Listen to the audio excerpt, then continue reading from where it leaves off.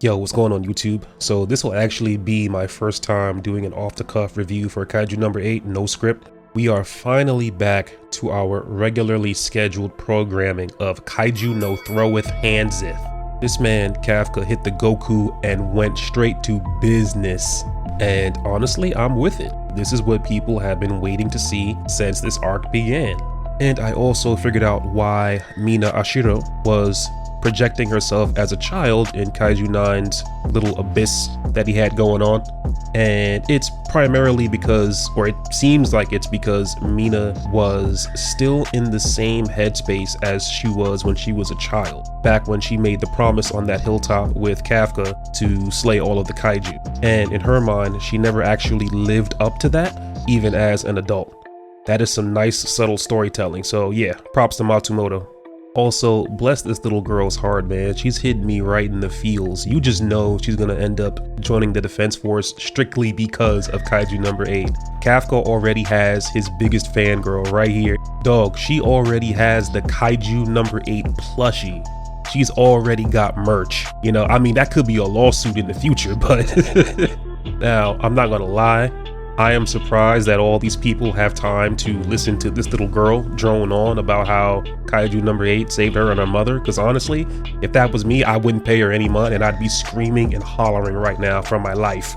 After watching Mina get packed up, I would literally be standing there like, yo, is this what my taxes went for? Really? And speaking of Mina, oh boy, she is going to be compared to every female character that did not live up to their potential in anime. Literally Sakura and Nobara. Oh man, I think Mina has potential though, you know? I feel like, honestly, Mina Ashiro just needs a whole arc dedicated to herself where her character can flex and grow. We can actually see what the character can do. Because I mean, we already know that Mina is a problem when she's very far away from the enemy. So yeah, I definitely want to see an arc where she picks up CQC or something to make up for those weaknesses, because the way she got blitzed by 9 and got packed up like that quick, ooh, and I was wrong, because I thought that Matsumoto wasn't going to make her go out sad, and he literally is. So, you know, hey, it is what it is. I know people got theories about how maybe she'll end up gaining some of the abilities of Kaiju number 9 because she was stuck being absorbed by him for so long, but I don't know how that's gonna work out. We'll see. But I digress. Kafka, or Kaiju number 8, finally makes it to Tachikawa and rescues Mina, and you can see everybody is just like super confident in him. Like, they know how hard this man has been training. They've seen him from day one struggling to get his suit to even release force 1%. His crew is behind him 110%, and that is exactly the kind of energy you need right now going into this fight. As always, Kaiju number 9's intelligence is on full display. We can see him quickly deduce how Kafka even got here in the first place. He wasn't ever meant to reach this point, but because Reno was able to be compatible and have some measure of control over Kaiju number 6, he ended up being the linchpin, the ace in the hole that enabled all of this to come about. 9 realizes this really fast, so we can't just let him escape again. That can't happen, because I'm telling you, Reno is also going to be in his sights if he manages to escape. However, I actually don't believe that that's what's going to happen.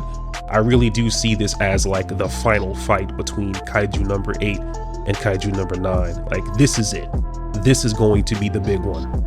Some chapters back, Gen Narumi deduced that once Kaiju 9 is dealt with, all of the other giant luminous Daikaiju would end up disappearing because they're all like mentally connected to him. So basically, once the reinforcements wear out, that's pretty much it for the defense force. Kafka literally has to take out 9 before all of his friends run out of steam. And some of them should have already maxed out their numbers weapons. I didn't forget about that. Kikoru maxed hers out, Hoshina maxed his out, and I think even Narumi should have also burned out his suit by now. So I don't know what's going on with that. Do you see this face right here? If you see someone with this face staring you down, you don't ask them, hey, what did I do? You just say sorry. I regret my actions and my decisions that led to them, whatever they were. Yo, it can't just be me, but don't you always find these kind of standoffs in anime or video games hype? The last time I saw a standoff like this was in Tekken 8 when we got down to Jin versus Kazuya. Both him and Nine are just staring each other down, waiting for the other to make the first move.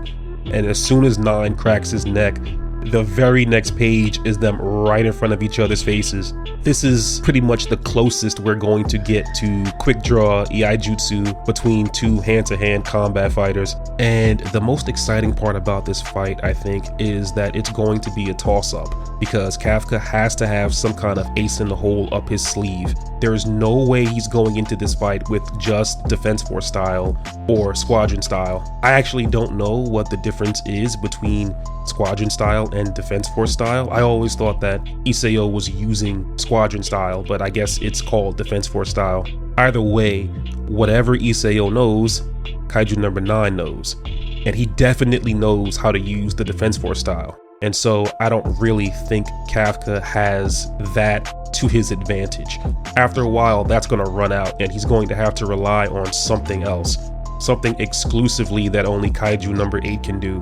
Maybe it's time for us to see that theory that people had about Kafka's abilities roll back around, you know, where people were thinking that he has some kind of anti-kaiju regenerative ability where he causes kaiju healing factors to essentially retard themselves. I also saw some fans even speculating that maybe he actually absorbs the life force with every hit. There was one point when Kafka and Nine had last fought where he defended against a blow from Kafka and he couldn't figure out why he wasn't healing fast enough. So we'll see what happens with that. Nine literally tells Kafka, listen, it don't matter if you made it here, bro. You're free. Do you really want to catch these hands on national television? But by the power of plot, we in there. I like how he hits that same pose that you see Isao hitting whenever he charges up his gauntlets. The same pose that you see him hit on the trap. What volume cover is that? Is that like volume 5? Anyway, it's sick that Kafka is seemingly going to be the one to inherit Isao's combat not combat capabilities, but just the presence that Isao had. It seems like Isao was the big dog of the Defense Force, and now that's essentially Kafka. And in a very ironic way, this is actually round 2 between Isao and Kaiju number 9. I actually wonder how many chapters it's going to take to close out this fight. I suspect at some point Narumi is going to show up. Something is going to happen where Kafka is knocked out or something like that. I can already envision it. And Narumi is going to show up and he's going to try to, you know, throw hands. He's going to get clapped. Poor Narumi. I can already see that happening. And then, yeah, it's going to be right back to Kafka to finish the job. Anyway, that is the end of this video. If you guys enjoy this kind of content, then like, comment, subscribe, hit the bell. Actually, do you even need to hit the bell? That thing don't even work. Whatever. Anyway, I will catch you wonderful people on the next video. All right, God bless. Peace.